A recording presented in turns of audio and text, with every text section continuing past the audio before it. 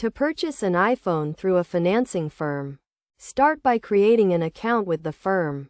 Once your account is set up, visit participating retailers, such as Amazon, Walmart, or Target, that support the firm. Search for the iPhone you want to buy, add it to your cart, and proceed to the checkout page. On the payment method section, select the current payment method, and if eligible, you will see the option to pay over time with Affirm.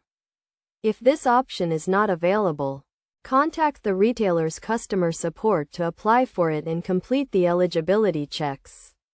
Once the option is enabled, select it as your payment method and provide basic details, such as your name, social security number, date of birth, and address. The firm will then perform a security check on your details, and upon approval, you can use the firm as a payment method. The firm will provide loan terms and payment plans, from which you can choose your preferred option. After selecting a payment plan, you can complete the purchase of the iPhone through the firm.